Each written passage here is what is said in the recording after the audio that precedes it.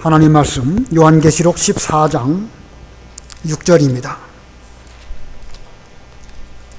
요한계시록 14장 6절 말씀.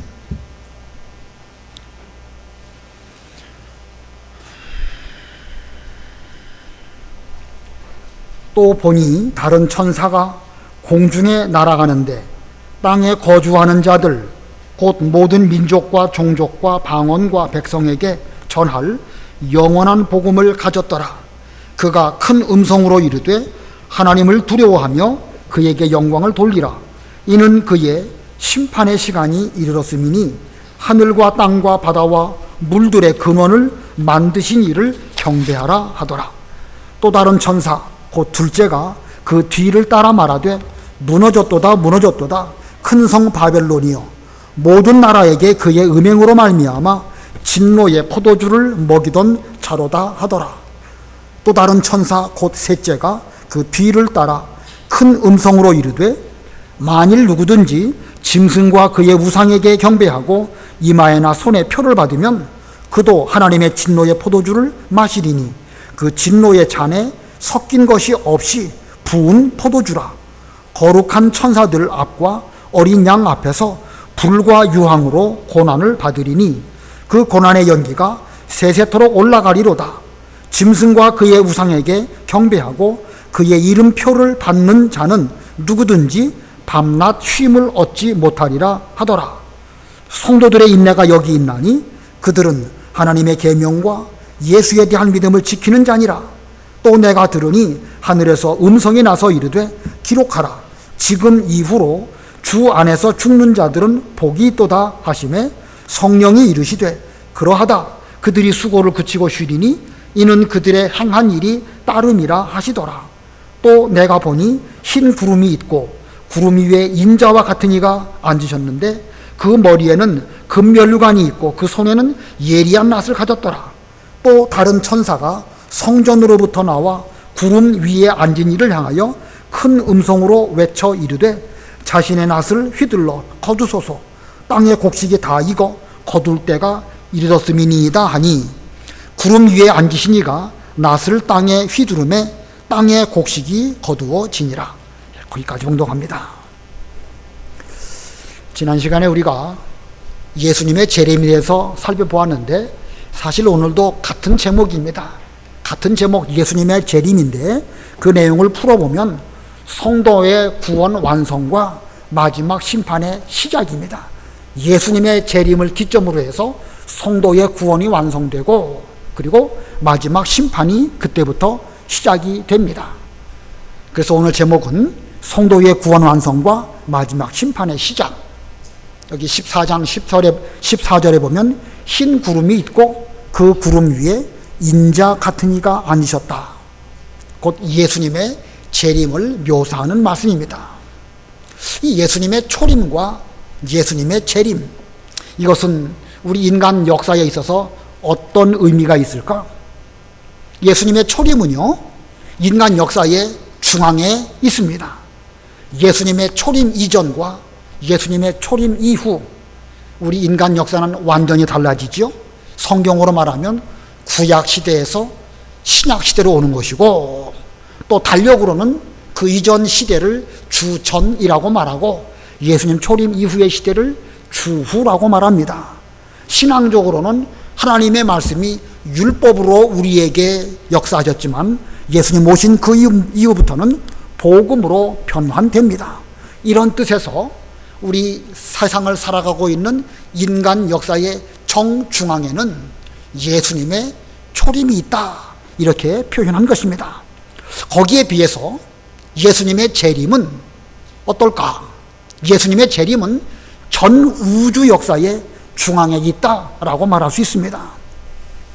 예수님의 재림 이전에는 우리 성도들이 세상에서 유리하고 방황하고 많은 핍박을 당합니다. 그러나 예수님 재림이 딱 이루어지는 그 순간 우리는 우리의 구원이 완성되고 쉼을 얻습니다. 최종적인 하나님의 안식에 들어갑니다. 즉 성도의 구원이 비로소 예수님의 재림으로 완성됩니다. 그러면 성도의 구원이 완성되면 그 뒤에 우리는 아무것도 안 하고 그냥 쉬기만 하면 될까?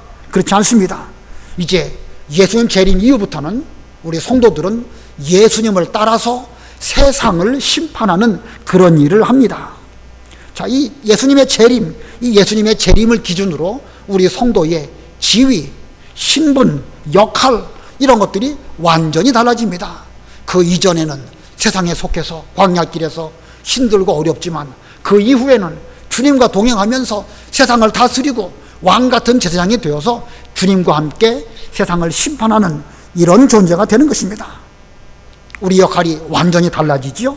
예, 그런 뜻에서 전 우주 역사의 정중앙에 예수님의 재림이 있는 것입니다. 예수님의 재림이 분기점이 되어서 우리의 구원이 그 이전에는 미완성이지만 그 이후에는 완성되고 우리는 세상을 다스리며 심판하는 이런 존재가 되는 것입니다. 자, 그러면 이와 같은 예수님의 재림은 언제 이루어질까?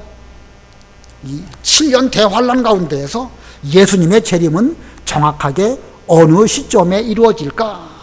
우리가 지난 주일날 여러 성구를 찾아가면서 예수님의 재림 시점에 대해서 살펴보았는데 오늘은 그 모든 내용들을 종합해서 한 표로 만들어 보았습니다. 표 한번 보여주세요. 자, 잘 보이시나요? 전체가 7년입니다. 7년 가운데 왼쪽에 있는 반쪽은 전 3년 반, 뒤쪽에 있는 반쪽은 후 3년 반입니다. 그 전 3년 반, 날짜로 말하면 1260일이고 달수로 말하면 42달입니다. 또는 성경에는 한때, 두때, 반때로 표현하고 있습니다. 정확하게 한때, 두때, 반때 무슨 구분으로 그렇게 했는지 아직도 저는 그 해석을 본 적도 들은 적도 없습니다. 다만 성경에 그렇게 기록되어 있기 때문에 뭔가 중요한 의미가 있는데 아직은 모르겠습니다. 그리고 이제 전 3년 반이 지나가게 되면 뒤에 부분이 이제 후 3년 반인데 그 후 3년 반에 그 촉이 조금 30일과 45일이 있죠. 이 30일과 45일에 대해서는 요한계시록에는 정확하게 기록이 되어져 있지 않고 다니엘 12장에 보면 그 30일 동안 고난을 당한다 하는 말씀이 있고 기다려서 1335일이 된다. 기다리는 기간으로 말씀하고 있습니다. 자, 이런 면에서 여기 이 30일은 이 환난 가운데에서 가장 심한 시험의 기간, 그것을 30일로 보는 것이고 또 인내하며 기다리는 기간을 45일로 해석합니다.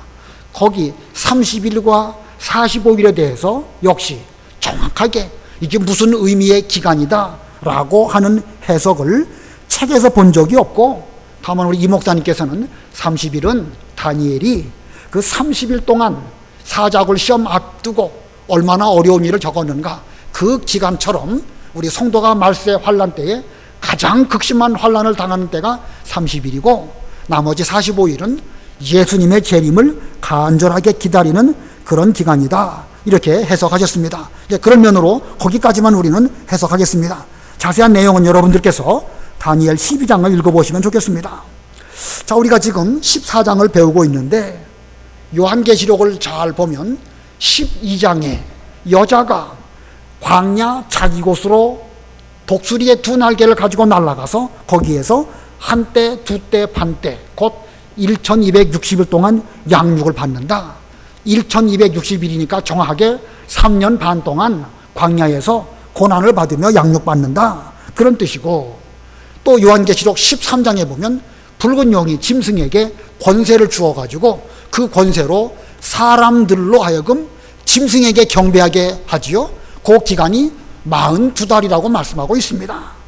자, 그래서 그 짐승의 표, 곧 666을 받은 사람들만 매매하며 살 수 있도록 하는 어려운 시대입니다.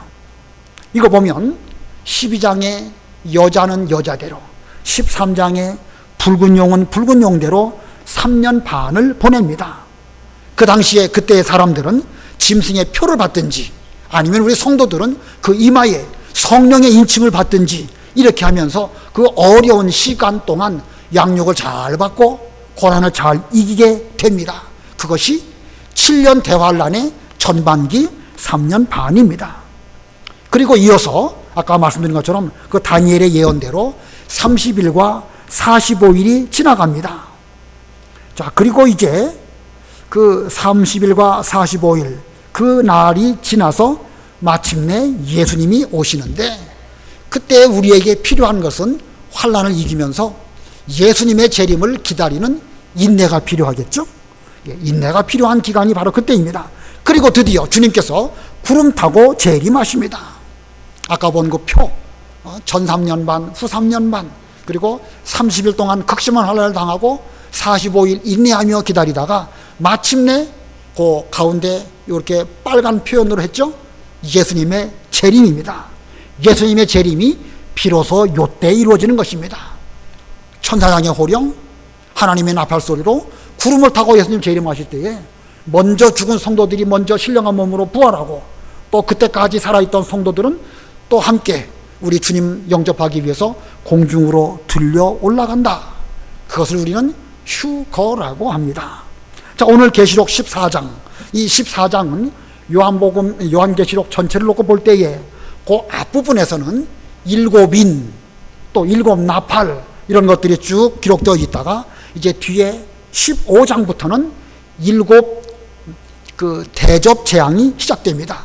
그런데 7 대접 재앙에는 우리 성도가 참여하지 않습니다. 받지 않습니다. 왜냐하면 14장에서 예수님 재림하시고 우리는 들려 올라가기 때문에 더 이상 7 재앙은 우리는 받지 않는 것입니다.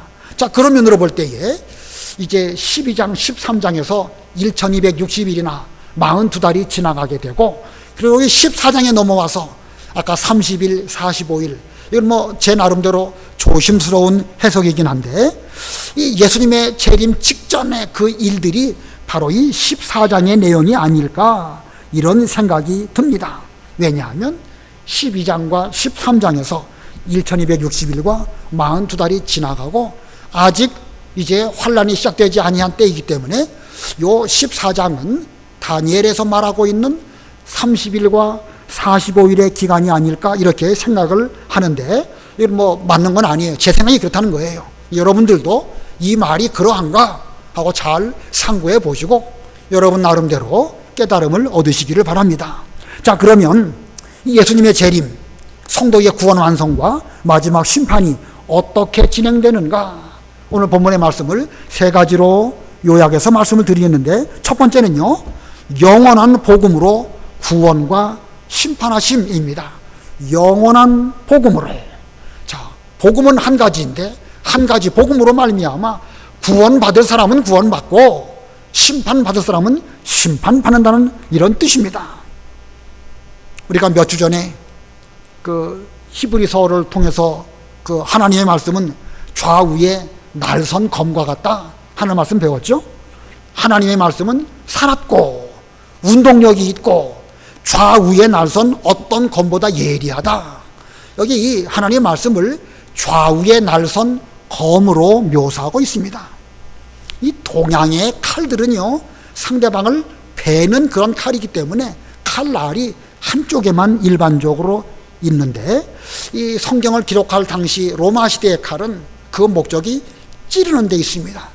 찌르는 데 있다 보니까 그 칼날이 양쪽에 있어요. 그래서 좌우에 나선 검이다, 이렇게 하나님 말씀을 묘사하고 있습니다. 그와 같이 이 유일하신 하나님의 말씀은 하나인데, 한 말씀인데, 그 한 말씀으로 말미암아 어떤 사람은 구원에 이르는 복음이 되기도 하고, 그 같은 말씀인데 어떤 사람에게는 심판을 받는 말씀이기도 하다는 것입니다. 그래서 오늘 본문 6절 7절에 보면 공중에 날아가는 천사가 땅 위에 있는 모든 사람들에게 복음을 선포하는데, 그 복음은 영원한 복음이고 또 그 복음으로 말미암아 이 땅 위에 심판이 임할 것이다 라고 말씀합니다. 한번 읽어보세요. 6절 7절. 6절. 또 보니 다른 천사가 공중에 날아가는데 땅에 거주하는 자들 곧 모든 민족과 종족과 방언과 백성에게 전할 영원한 복음을 가졌더라. 그가 큰 음성으로 이르되 하나님을 두려워하며 그에게 영광을 돌리라. 이는 그의 심판의 시간이 이르렀음이니 하늘과 땅과 바다와 물들의 근원을 만드신 이를 경배하라 하더라. 예, 땅 위의 모든 사람, 성도든지 성도가 아니든지 그 모두들입니다. 근데 그 말씀은 영원한 복음을 그 땅 위에 있는 모든 사람들에게 외쳤습니다. 동시에 하나님의 심판을 알리는 말씀을 그 천사가 또 말했습니다. 그러면서 모든 사람들은 두려워하는 마음으로 하나님을 섬기고 하나님께 영광을 돌려라. 왜냐하면 심판의 시간이 이르렀으니 하늘, 땅, 바다 그리고 물 근원을 만드신 그 하나님만 경배해라. 우상 숭배하지 말고 아무리 짐승이 우리에게 그 표 받지 않으면 매매를 못하게 한다 할지라도 거기 경배하지 말고 창조주 하나님만 경배해라 하면서 그 영원한 복음을 외쳤습니다. 자, 이 말씀 속에는 하나님의 말씀은 곧 구원의 말씀이기도 하거니와 심판의 말씀이라는 뜻입니다. 곧 구원의 말씀, 심판의 말씀이 따로 있는 것이 아니고 그 말씀 자체는 하나요 영원한 복음인데 그 말씀대로 하나님을 경외하는 사람에게는 구원의 복음이 되겠지만 그 말씀을 거슬러 하나님 아닌 다른 것들 숭배하는 것, 그게 바로 인본주의고 그게 곧 짐승에게 경배하는 것인데 이런 사람에게는 그 말씀이 심판의 말씀이 될 것이라는 뜻입니다. 자, 이렇게 말씀은 좌우에 날선 검으로 우리에게 구원을 주시는 복음이기도 하거니와 또 때에 따라서는 심판에 이르는 그런 복음입니다. 그런 면으로 보면 우리 예수님도 그와 같은 양면성을 가지고 계십니다. 베드로전서 2장에 보면 예수님을 보배로운 산돌이라고 말씀하고 또한 하나님의 성전에 요긴한 모퉁이 돌이다 이렇게 표현합니다. 자, 예수님이 요긴한 모퉁이 돌이고 보배로운 산돌인데 그를 믿는 자는 그로 말미암아 함께 성전으로 지어지고 그 성전에서 하나님께 제사를 드릴 그런 신령한 제사장이 된다. 이렇게 예수님을 돌로 표현하였습니다. 그런데 바로 그 다음을 보면 믿지 않는 자들은 예수님의 그 돌이 부딪히는 돌 그리고 걸려 넘어지는 바위가 된다 이렇게 말씀하고 있습니다. 믿지 않으니까 예수님이 그들로 걸려 넘어지게 하신 것이 아니라 그들이 예수님에게 걸려 넘어져서 결국은 심판을 받게 되는 것입니다. 자, 예수님은 변함없으신 한 분이신데 그분을 믿는 자에게는 요긴한 돌, 모퉁이 돌이 될 수 있지만 믿지 않는 자에게는 부딪히는 돌, 거치는 반석이 되는 것입니다. 자, 말씀에도 양면성이 있지만 예수님에게도 이와 같은 양면성이 있습니다. 그와 똑같이 성전도 그렇습니다. 이 요한계시록을 해석하려면 그 성전의 그 양면성을 확실하게 알아야 됩니다. 이 요한계시록 전반부에 보면 하늘에 있는 성전을 보여주고 거기에 24장로가 있고 14만 4천이 있고 그들이 하나님께 영광 돌려드리고 큰 찬송을 부르는 이런 모습들을 쭉 보여주고 있습니다. 얼마나 거룩하고 얼마나 은혜로운 그런 은혜의 보좌입니까? 그런데 15장 이후부터 보면 본격적으로 하나님의 심판이 시작되는데 그 심판이 하나님의 성전에서부터 출발한다는 것을 보여주고 있습니다. 심판의 출발점이 어디라고요? 성전입니다. 우리에게는 은혜 받는 성전이지만 믿지 않는 저들에게는 하나님의 성전이 저들에게는 심판의 출발점이 되는 것입니다. 자, 이 하나님의 성전 우리들은 얼마나 좋습니까? 이 주일날 예배당에 와서 말씀을 듣고 찬송을 부르고 기도하고 얼마나 은혜롭고 얼마나 감사한지 우리에게는 너무너무 좋습니다. 그러나 믿지 않는 그들에게는 이 하나님의 성전이 심판의 출발점이 된다는 사실을 우리는 명심해야 됩니다. 요한계시록을 그런 관점으로 해석을 하여야 올바로 해석할 수 있습니다. 구약에도 그렇죠. 아론의 두 아들이 있었는데 나답과 아비후입니다. 그들은 하나님께 제사 드리는 존귀한 제사장 직분을 맡았었는데 그들이 그만 다른 불로 제사를 드리다가 제단에서 불이 성경에는 제단에서는 말이 없고 여호와께로부터 불이 나와가지고 그들이 죽임을 당했다. 곧 제단에 있는 여호와로 말미암아 그들에게 불이 나와가지고 그들이 죽임을 당했다. 예, 하나님의 성전은요 그렇게 어떤 사람에게는 구원의 은혜로운 자리이긴 하지만 은혜로운 보좌이긴 하지만 어떤 사람에게는 심판의 자리가 될 수도 있습니다.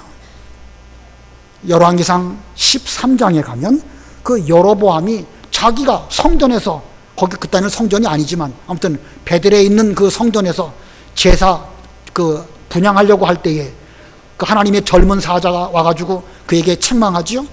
그러면서 앞으로 제단이 갈라지고 그 재가 쏟아지고 그리고 죽을 것이다, 이런 무서운 그 말씀을 선포합니다. 이와 같이 구약 시대에도 이 하나님의 이 성전은 은혜 받는 자리고 아주 귀중한 자리이지만 때에 따라서는 거기에서 하나님의 심판이 선포되기도 한다는 것입니다. 예수님의 피도 마찬가지입니다. 피, 우리 성도에게는 우리의 죄를 씻는 그런 보혈입니다. 우리의 무수한 죄, 어떤 죄도 예수님의 보혈 앞에 깨끗하게 다 씻음을 받아서 흰 눈과 같이, 흰 양털과 같이 될 수 있습니다. 그러나 믿지 않는 자들에게는 그 피가 곧 심판의 불이 될 것입니다. 이런 면에 대해서는 이제 이 15장 이후를 쭉 읽어가다 보면 가끔씩 그런 내용들을 발견하게 됩니다. 복음에도 양면성이 있고 예수님에게도 양면성이 계시고 성전도 그러하고 예수님의 보혈도 그러합니다. 복음, 예수님, 성전, 보혈, 우리 성도에게는 얼마나 소중합니까? 그러나 믿지 않는 그들에게는 그로 말미암아 저들에게 심판이 임하게 되는 것입니다. 그러므로 지금 우리는 영원한 복음을 잘 듣고 구원에 이르기를 노력해야 하는 그런 시기입니다. 아직은 예수님의 재림이 이루어지지 아니하였고 아직은 우리에게 영원한 복음을 듣고 은혜를 받는 이런 시기가 주어졌습니다. 그러므로 우리는 하나님을 두려워하는 마음으로 이 말씀을 잘 받으시기를 바랍니다. 이제 이 말씀으로 말미암아 하나님께 영광 돌려드리고 하나님만 경배함으로 여기 있는 모든 분들이 다 구원에 이르시기를 바랍니다. 심판에 이르는 사람 우리 가운데 단 한 명도 없기를 바라고, 예수 믿는 성도라고 한다면 심판에 이르는 사람은 단 한 명도 없음을 성경은 우리에게 보증합니다. 그 다음에 두 번째 이 마지막 심판인데, 이 마지막 심판은 하나님의 진노의 포도주를 마시게 된다고 말씀하고 있습니다. 이 본문 8절부터 11절의 말씀이 이제 앞으로 하나님의 진노의 포도주를 마심으로 심판 받게 될 것을 예언하고, 그 예언의 말씀이 이제 15장부터 쭉 성취되어집니다. 오늘 본문을 잘 보면 진노의 포도주라는 표현이 두 번 나오고 또 진노의 잔이라는 표현이 나옵니다. 다 같은 거죠. 진노의 포도주, 진노의 잔. 그리고 이제 요한계시록을 쭉 읽어가다 보면 16장, 18장, 19장에도 진노의 포도주가 나오고 17장에는 음행의 포도주라는 또 표현으로 말하고 있는데 다 같은 것입니다. 우리가 이전에 개역성경을 사용하였었는데 개역성경 그 이전 성경에는 이 진노의 포도주라는 표현 대신에 분노의 포도라고 표현된 것으로 제가 언뜻 본 기억이 납니다. 언뜻 분노의 포도. 그러니 진노의 포도, 분노의 포도 같은 표현인데 번역상 달리한 것뿐입니다. 오늘 이 본문에는 이 세상 바벨론 같은 세상에서 먹고 살기 위해서 짐승의 표 666을 받고서 인간적으로 인본주의로 잘 살아보려고 하지만 결국 그것은 하나님을 저버리는 것입니다. 그들은 짐승과 그 우상에게 경배한 자들이고 그 이마에나 손에 그 666 표를 받아가지고 하나님을 경배하지 않고 복음을 배반한 자들입니다. 자기들은 세상에서 잘 살아보려고 그 진노의 포도를 먹고 사치, 향락, 음행 여러 가지로 자기를 즐겁게 했던 그런 사람들인데 하나님께서는 그런 사람들에게 하나님의 진노의 포도주를 마시게 하신다라고 본문에 말씀하고 있는데, 그 하나님의 진노의 포도주는 곧 불과 유황으로 영원한 고난을 받게 될 것이라는 그런 심판을 의미하는 것입니다. 본문 8절 읽어보세요. 8절 또 다른 천사 곧 둘째가 그 뒤를 따라 말하되 무너졌도다 무너졌도다 큰 성 바벨론이여 모든 나라에게 그의 음행으로 말미암아 진노의 포도주를 먹이던 자로다 하더라. 예, 바벨론이 무너지는데 여기서는 예언의 말씀이고 이제 17장 18장 가면 비로소 그 바벨론이 무너지게 됩니다. 그 바벨론, 인본주의, 세상 나라를 상징합니다.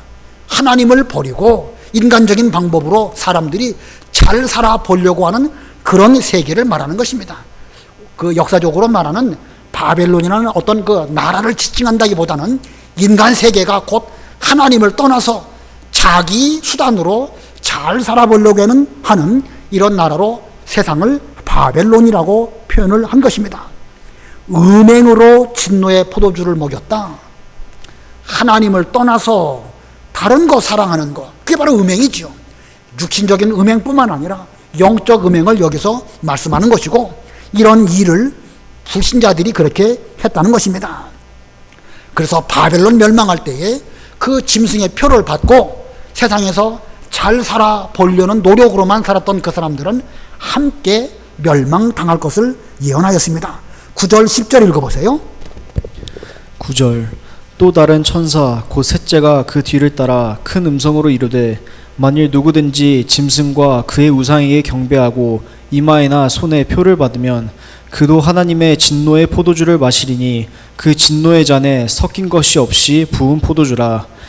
거룩한 천사들 앞과 어린 양 앞에서 불과 유황으로 고난을 받으리니. 예, 짐승과 그의 우상에게 경배하고 이마에 혹은 손에 666 표를 받았다고 하면 그 사람도 하나님의 진노의 포도주를 마시게 될 것이다. 예, 진노의 포도주인데 그 앞에 하나님의 진노의 포도주라는 표현이 있습니다. 그리고 그 잔에, 그 진노의 잔에 섞인 것이 없이 부은 포도주라. 섞인 것이 없는 부은 포도주. 술 마실 때에, 여러분 술 마셔보셨습니까? 술 마실 때에 술이 너무 독하니까 거기다가 그 얼음을 섞는다든지 차가운 물을 섞어서 먹는 경우도 있죠. 전에 보니까 미주알이라고 하더라고, 일본 말로. 그런 거든지 아니면 과일 주스를 섞어서 먹는 거 뭐라고 하죠? 칵테일. 안 먹어서 모르시죠? 예, 그런 것들은 술이 너무 강하기 때문에 좀 희석해서 먹으려고 하는데, 하나님의 진노의 포도주는 얼마나 무섭고 두려우신지 그 섞은 것이 없는 그런 부은 포도주다. 그런 술을, 아무것도 안 섞은 술을 스트레이트라고 합니다. 영어로 스트레이트. 그걸 말하는 거예요.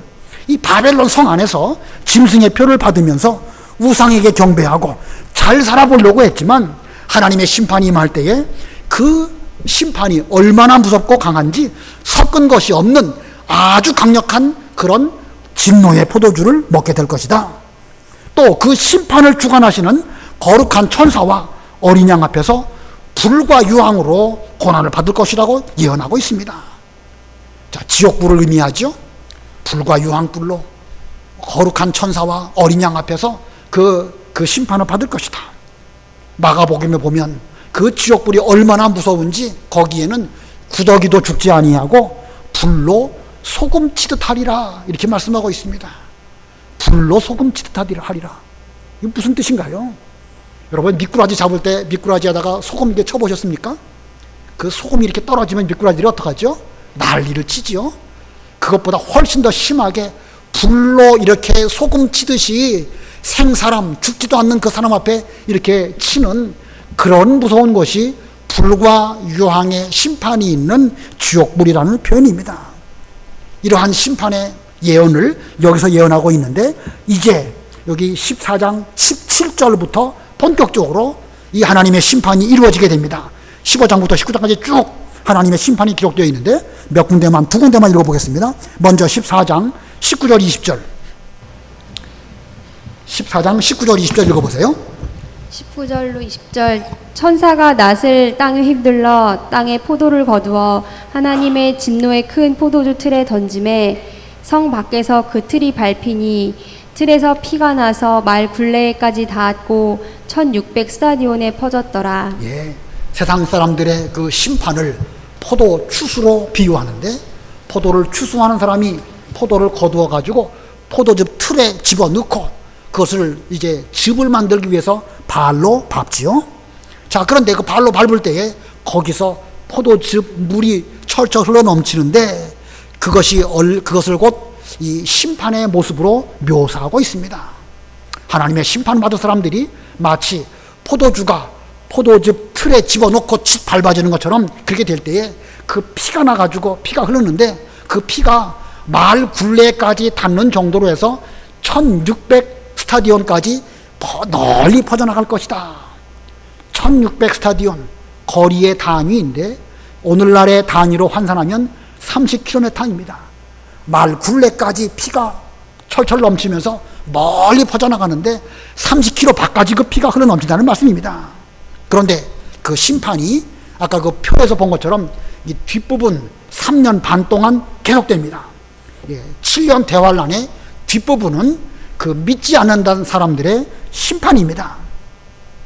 어린 양을 따르는 14만 4천의 성도들이 붉은 용과 그 붉은 용을 따르는 그 짐승의 표를 받은 사람들과 더불어 전쟁을 하면서 그 심판이 이루어지게 되는데 이 14장에서는 예언이지만 15장 이후부터는 그 심판의 그 양상들이 어떻게 전개되는지를 쭉 보여주고 있고 그 끝에 역시 또 진노의 포도주를 묘사하고 있습니다. 요한계시록 19장 13절로 16절 읽어보세요. 19장 13절. 또 그가 피 뿌린 옷을 입었는데 그 이름은 하나님의 말씀이라 칭하더라. 하늘에 있는 군대들이 희고 깨끗한 세마포 옷을 입고 백마를 타고 그를 따르더라. 그의 입에서 예리한 검이 나오니 그것으로 만국을 치겠고 친히 그들을 철장으로 다스리며 또 친히 하나님 곧 전능하신 이의 맹렬한 진노의 포도주 틀을 밟겠고 그 옷과 그 다리에 이름을 쓴 것이 있으니 만왕의 왕이요 만주의 주라 하였더라. 예, 어린 양께서 만왕의 왕이시고 만주의 주이신데 그분께서 옷을 입으셨는데 그 옷은 피 뿌린 옷이라고 그랬습니다. 여기 피 뿌린 옷이라는 것은 십자가를 지신 모습이 그렇게 옷에 피로 보여지게 된 것입니다. 그런데 그분께서 심판주로 오시는데 많은 사람들이 그분을 따릅니다. 희고 깨끗한 세마포 옷을 입고 백마를 타고 그를 따르는데 곧 이 땅에서 환난 가운데 믿음을 잘 지킨 성도들, 곧 14만 4천 명의 성도들이 주님과 함께 세상을 심판하는데 무엇으로 심판하는가? 말씀으로 심판합니다. 말씀으로. 그 입에서 예리한 검이 나온다고 그랬죠? 15절에 보니까 그 입에서 예리한 검이 나오는데 아까 말씀드린 것처럼 좌우에 날선 검인 하나님의 영원한 복음으로 우리는 구원을 받지만 이들에게는 심판이 임하게 되는 것입니다. 자, 믿지 않는 저들에게는 이와 같은 심판이 임하게 되는데 저들이 심판을 받는 근원적인 이유가 어디 있을까? 말씀 때문에 심판받는 건 아닙니다. 말씀으로 말미암아 심판을 받지만 그들이 심판을 받는 것은 말씀 때문이 아니라 그들은 죄 때문에 바벨론에서 인간적인 방법으로 하나님 섬기지 아니하고 잘 먹고 잘 살아보려고 사치, 향락, 음란, 방탕했기 때문에 결국은 그것 때문에 그들은 그런 심판을 받게 되는 것입니다. 소설가 중에 스타인백이라고 하는 소설가가 있습니다. 그 소설가가 유명한 두 소설을 기록을 했는데 하나는 에덴의 동쪽, 또 하나는 분노의 포도입니다.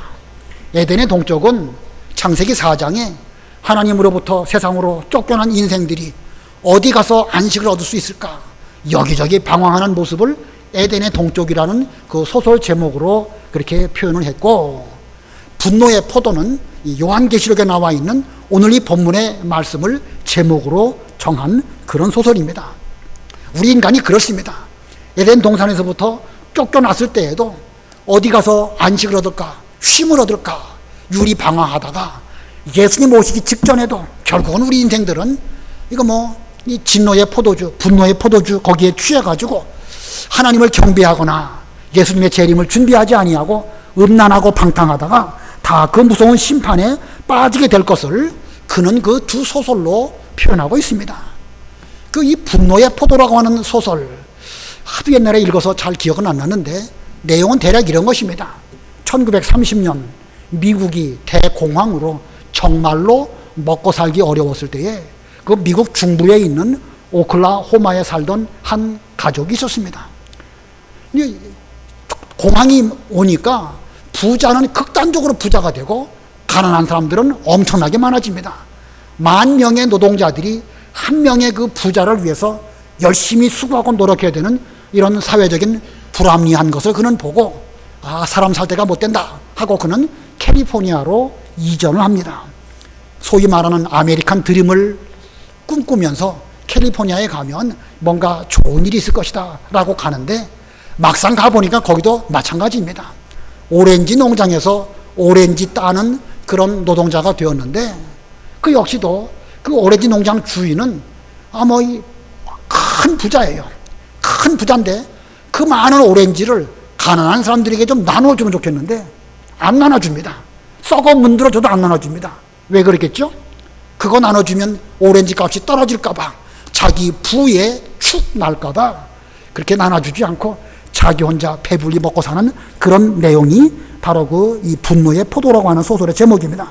자, 이것은 우리 인간 사회의 부조리한 면, 사람이 잘 살아보려고 미국을 가고 어디를 가보지만 결국 거기도 이 빈부의 격차로 말미암아 여러 가지 문제가 많고 인간 사회는 가면 갈수록 발달하면 발달할수록 사치와 음란과 방탕에 빠질 수밖에 없음을 그 소설이 보여주고 있는 것입니다. 지금 우리가 살아가고 있는 세상, 지금 우리들이 세상이 그 길로 가고 있는 중입니다. 그 끝이 어떻게 될까? 그 끝이 어떻게 될지를 11절이 말씀하고 있습니다. 11절 읽어보세요. 11절 그 고난의 연기가 세세토록 올라가리로다. 짐승과 그의 우상에게 경배하고 그의 이름표를 받는 자는 누구든지 밤낮 쉼을 얻지 못하리라 하더라. 예, 세상의 끝, 바벨론의 끝은 결국 이 불과 유황으로 말미암아 고난을 받는데 그 고난이 얼마나 극심한지 그 연기가 세세토록 올라간다고 그랬습니다. 끝이 없는 하나님의 무서운 지옥 심판이 그들에게 준비되어져 있는데 그들은 밤낮 쉼을 얻지 못한다. 우리가 몇 주 전부터 계속 하나님의 안식에 대해서 살펴보고 있죠. 우리 인생은요, 어디 가야 안식을 얻을 수 있을까? 좀 쉬면 좋겠다, 편안하면 좋겠다. 에덴 동산에서 쫓겨난 때부터 내려오고 있지만 어디 가도 참된 안식은 없습니다. 애굽에도 없고 출애굽하고 광야에 와도 없고 가나안 땅 들어가도 없고 예수님이 오시긴 오셨는데 예수님 이후에도 우리는 뭔가 이 땅에 머무는 동안에는 더 나은 참된 안식을 바라보면서 열심히 일해야 하는 이런 삶을 살고 있습니다. 그렇게 모든 인간들이 참된 안식을 찾지만 참된 안식에 이룰 수 없을 뿐만 아니라 오늘 본문에 보면 이 바벨론 같은 세상에서 그 진노의 포도주를 먹으면서 그것으로 그 쾌락을 찾으려고 했던 그 사람들 결국은 하나님의 진노의 포도주를 먹고 결국은 지옥에 가서 밤낮 쉼을 얻지 못하게 된다. 결론은 이렇게 말씀하고 있습니다. 자, 길 잘못 들어가면 이렇게 되는 거예요. 예수 잘 믿고 하나님 섬기는 생활하면 우리에게는 참된 안식이 기다리고 있지만 그렇지 아니하고 세상에서 뭔가 재미있는 게 있을까? 바벨론에 가면 뭔가 톡 쏘는 그 술맛 같은 톡 쏘는 그런 것이 있을까라고 가보지만 결국은 망하는 길로 가는 것입니다. 아브라함의 조카 롯이 절로 그 길로 가지 않았습니까? 예, 밤낮 쉼을 얻지 못하는 결과가 바로 세상의 길인 것입니다. 오히려 불과 유황으로 고난을 받게 되고 그 지옥 멸망의 불, 그 연기가 세세토록 올라가고 그 속에서 밤낮 쉼을 얻지 못한다. 하나님의 안식하고는 전혀 상관이 없는 그런 결말에 이르게 됨을 보여주고 있습니다. 자, 모든 인간들이 다 안식을 찾고 잘 살아보고 평안을 찾기 위해서 가지만 길 잘못 들고 예수 믿지 아니하고 가면 결국 이렇게 되는 것을 보여주는 것입니다. 자, 그러면 우리는 어떨까? 자, 마지막 세 번째 성도 구원입니다. 성도 구원, 하나님의 안식에 들어갑니다.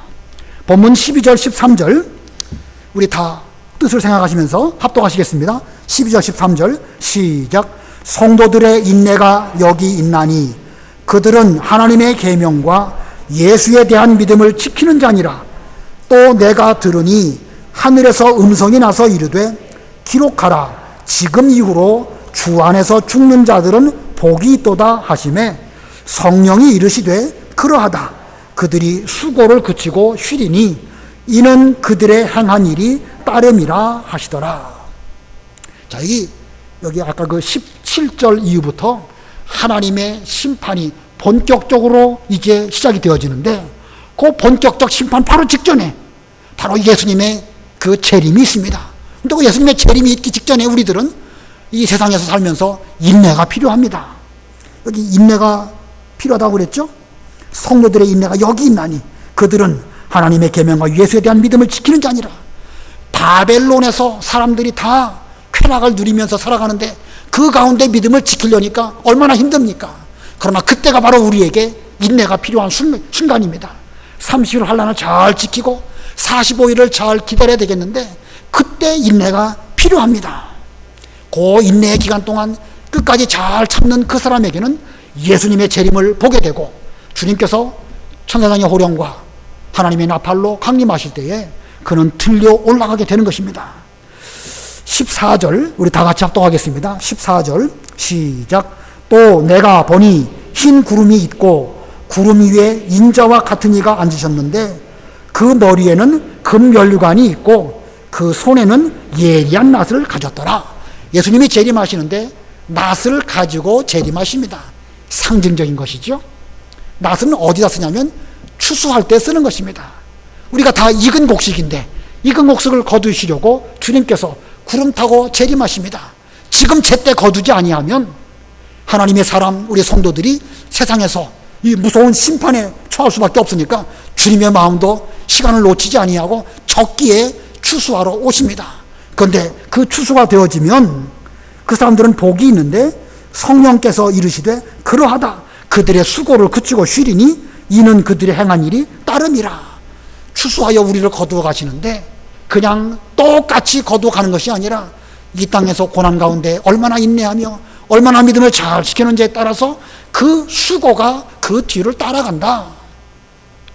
다 각각 우리가 곡식들인데 곡식을 거두었는데 어떤 사람은 쭉정이, 어떤 사람은 30배, 어떤 사람은 60배, 또 100배.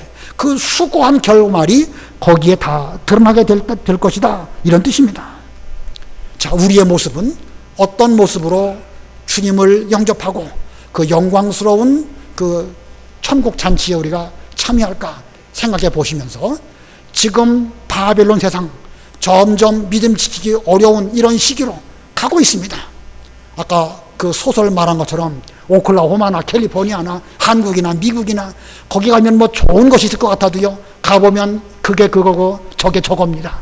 그런 거 우리는 생각하지 말고 이 땅에 있는 동안에 어떻게 해야 주님 재림을 잘 준비할 수 있을까 생각하고 말씀 붙잡고 이 하나님 말씀 앞에 우리가 최선을 다해서 신앙생활을 잘하면 우리 곡식이 잘 익었을 때에 우리 주님께서 재림하셔서 우리를 거두어 가시고 그때에 30배도 아니고 60배도 아니고 여러분 모두 100배의 그 열매를 거두시는 그런 곡식들이 다 되시기를 바랍니다.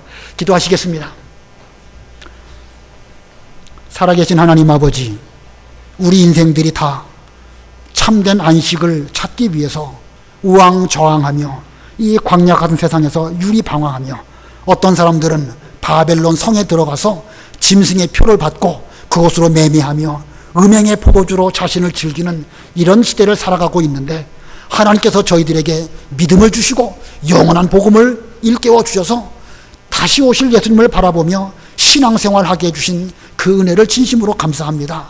하나님 아버지, 몹시 힘들고 어려운 시기를 저희들이 보내고 있지만 우리 주님께서 지금 성령으로 저희를 보고 계시며 성령으로 인치시는 기간인 줄 알고 우리 자신을 잘 만드는 이 기회가 되게 주시옵소서. 우리가 마지막 심판에 임하지 않도록 하기 위해서 주님께서 정확한 시점에 이제 예리한 낫을 가지시고 재림하실 때에 우리 모두는 100배의 알곡으로 주님 추수에 참여하며 천국 창고에 들어가는 저희가 되게 해 주시옵소서. 하나님 아버지, 병중에 있는 성도들을 붙들어 주시옵시고 경제적으로 어려운 성도들도 많이 계시오니 하나님 은혜를 베풀어 주시기를 간절히 원합니다. 코로나19로 인하여 우리 교회 주일학교 학생들이 예배를 모이기 어려운 이런 시기이지만 오늘부터 모여서 예배를 드리고자 합니다. 어른들인 저희들이 먼저 믿음의 본을 잘 보이며 우리 자녀들에게 귀한 믿음을 계승해 줄 수 있는 우리 교회가 되게 해 주시옵소서. 예수님의 이름으로 기도드리옵나이다. 아멘.